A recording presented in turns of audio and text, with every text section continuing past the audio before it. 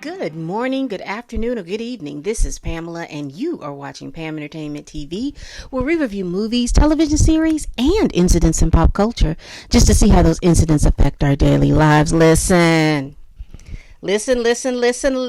Hey, if you like what you see on this video, and if you've liked what you've seen in any other videos of mine that you've watched, first of all, thank you for watching. Please hit that like button, and also just hit that subscribe button. Hey, and tell your friends, tell your family, tell your coworkers, even tell that person that you can't stand that I'm over here making these videos, okay? And make sure you comment. The comments help with my engagement. The likes helps with my engagement. It helps with getting my video out there for others to see. Because we are continually to move and do these videos, y'all. We are almost toward the end. If you think about it, Atlanta has a couple of more, has a few more episodes. I think they have, 7? I don't think they have 10, but it's like 7 or 8, but it's not that many more episodes of Atlanta. So we're going to have to pick up a new show.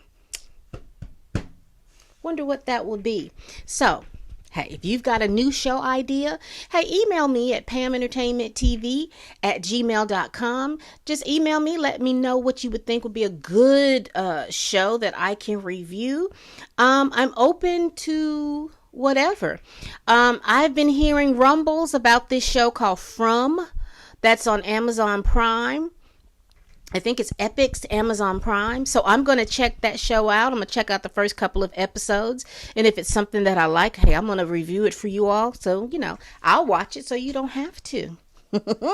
And if you do watch it, hey, get back over here and we will talk about it. All right. Enough of all that. Let's get to what we really came for. We are about to review season 3, episode 5 of Atlanta, entitled Cancer Attack. Okay. So the show opens. There's a couple of let me just give the recap first, and then I'll give you what my opinions are. The show opens, Ernest is on his manager thing, baby, because like I told y'all, you remember before the end of the episode, the season ender of the second season, Ernest was flubbing on his managerial duties, right? And so now he is on his game, honey. He is getting the promoters right. He's getting all the people in the venue right. He is really doing his thing to the point that Paperboy notices that he is, hey, he's really working and putting his stuff together. Now, while he is doing that, he has texted Van. Now, apparently, I think this is going on to the second episode where he has texted Van and Van has not responded. So he basically texted her and said, hey, it's been 6 days and I haven't heard from you. What's going on? Are you okay? And, she has not responded. The last time we saw Van is when she stole that artifact from that billionaire's house, and then she went off to do her own thing. Y'all don't think Van is over there in that cult where they murking folks? You don't think she joined that cult where they are murking folks, honey? Because that's the last time we actually saw Van. So I'm just confused as to where she's at. So, like I said, Ernest is on his managerial thing. A little boy from the Make-A-Wish Foundation comes in, I guess, because they're in Budapest. So I guess their version of the Make-A-Wish Foundation is there. So Paperboy entertains this young man. And honey, like I said, Ernest is doing his manager thing. Darius is running around here wanting to be Scooby-Doo and shit. He wants to get out here and explore the venue because apparently he found he has the old blue plans, the original blue plans for the place. And there are some rooms that are no longer on the current blueprint plans. And he wants to take his butt around and he wants to be Mr. Adventure Child. Darius needs to sit down somewhere. He need to really sit down somewhere. I guess Darius is more of like a moral support for Paperboy because he's not, he's not a hype man or anything. He's not doing anything. He's basically backstage just jamming and juking and doing whatever he needs to do. But let's move on. So Paperboy sees, has his little meet and greet with the young man from the Make-A-Wish Foundation. How about Paperboy gave that boy a whole bottle of liquor. What is really going on? I mean, I know the little boy is dying, but doggone it, did you have to introduce him to booze? I don't know what's going on, child. He gave him a whole bottle. So as the concert is about to start, there's some guy that's on stage that's like, Paperboy is here. We love Paperboy. So Ernest tells him and says, if you'll get your tail off the stage. And, he looks at Ernest and them and he gets off the stage. Paperboy does his set. Everything is working well. He's having a good time. He had a good set. They go back into the green room. Paperboy is looking for his phone. He can't find his phone. And so Ernest is like, well, where did you leave it? Where did you leave it? Did you put it someplace? Where did you leave your phone? He said, I left it in here.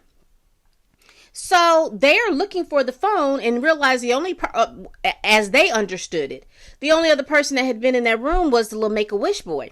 So Ernest has to go down and try to find the Make-A-Wish boy before he leaves the venue. He finds the little boy, and apparently the little boy has had a crisis because he has cancer. He's had a crisis, so now he has to go to the hospital. So the paramedics are moving him. So Ernest stops the little boy. He can't say out loud what's going on, so he goes up to the little boy. And the little boy does a little speech, whatever, because he says, I need to talk to you something very important about. Ernest tells the little boy, I need to talk to you about something important for Paperboy. And the little boy does this little monologue. Whatever it is for Paperboy, I'll do it because I'm his biggest fan. So Ernest goes up to the little boy and he was like, I can't even tell you. And he doggone strip searches the little boy. The father of the little boy gets pissed off. Everybody boos Ernest, but we find out that the little boy doesn't have the phone. So then they go back to the room, and the green room, and then they're trying to troubleshoot. So it's Darius, Paperboy, Ernest, and Socks, because Socks has decided to join them on the tour. So they sit back, and then Ernest realizes, who was that guy on stage?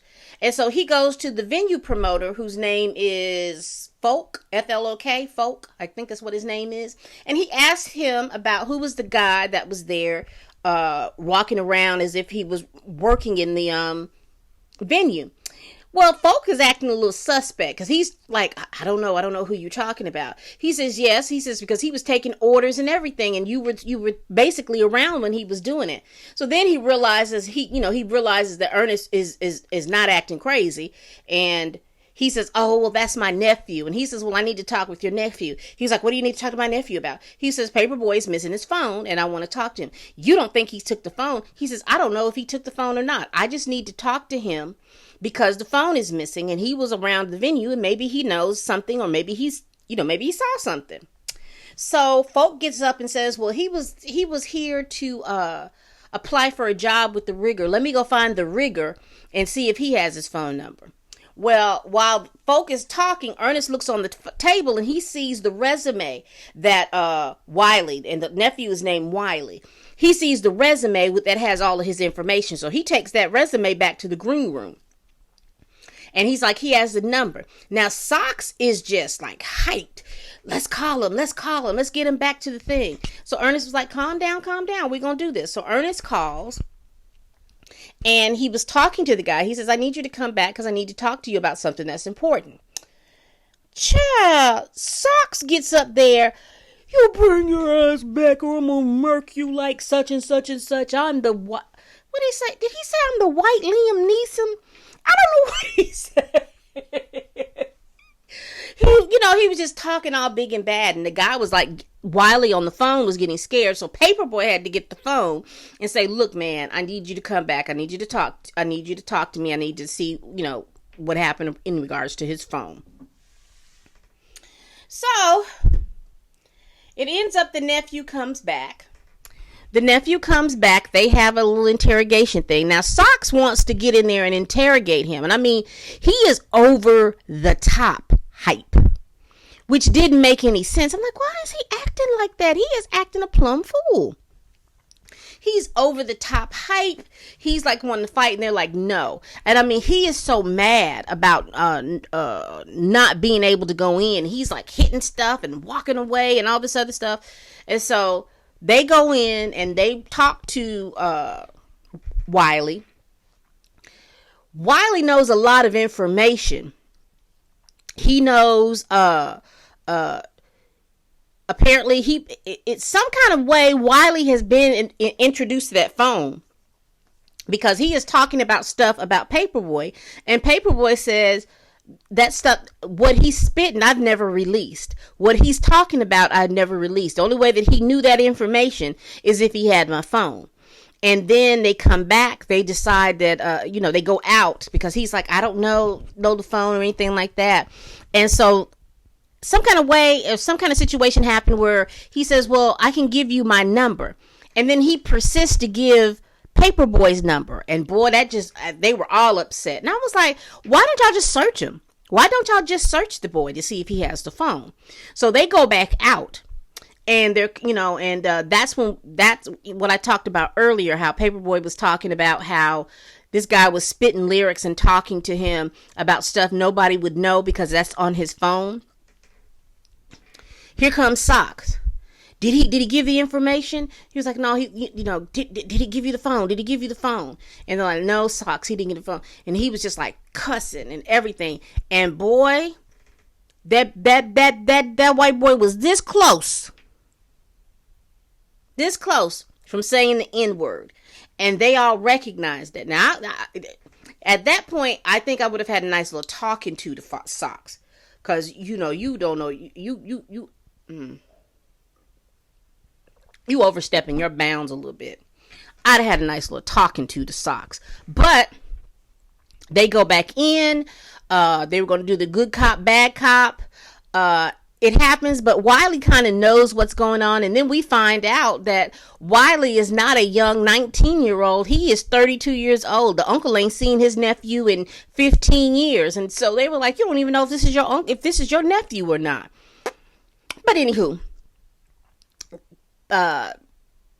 they go back in. Paperboy wants to speak to Wiley alone. He does. Then Wiley tells him all this information, and Paperboy kind of explains to him, look, I've been having basically paraphrasing, Paperboy tells him, I've been having a little incidents of writer's block. And all of a sudden today I started getting inspiration to write. And then I wrote some things and I put it on my phone. He says, my phone is important because what I just wrote before I got on stage, was in that phone. And I'd like that information so that I can continue to go writing. Then Wiley listens to him, and then Wiley starts to sing this song because apparently they are kindred spirits in the fact that when they were in high school, they had their heart broken by a woman named Rose, and Wiley has written a song about his Rose and all of that. So he leaves, and so we really realize that Wiley doesn't have the phone. So they're looking really, really defeated, and they're going back to get on the tour bus. They're getting back on the tour bus.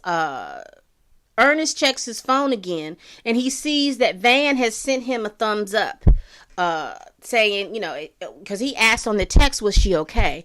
And she texted him and said, thumbs up. So at least she's somewhere kicking or whatever, but she's being very coy about where she's at.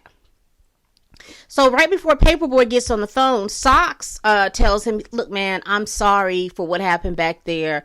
I apologize. I just got all riled up and everything like that. And Paperboy, because Paperboy looks real defeated at this point. He's like, it's cool. It's all right.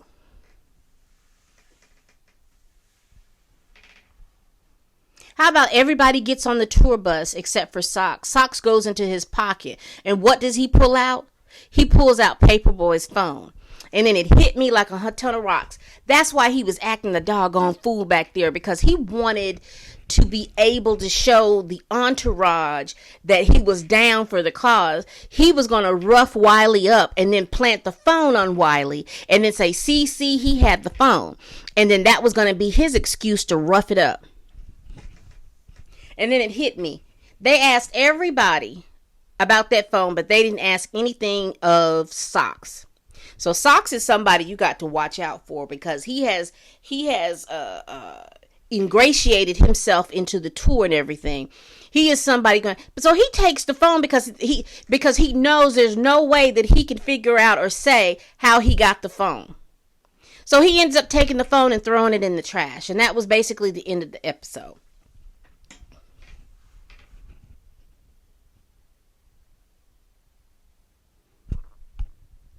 My issue and problem is socks.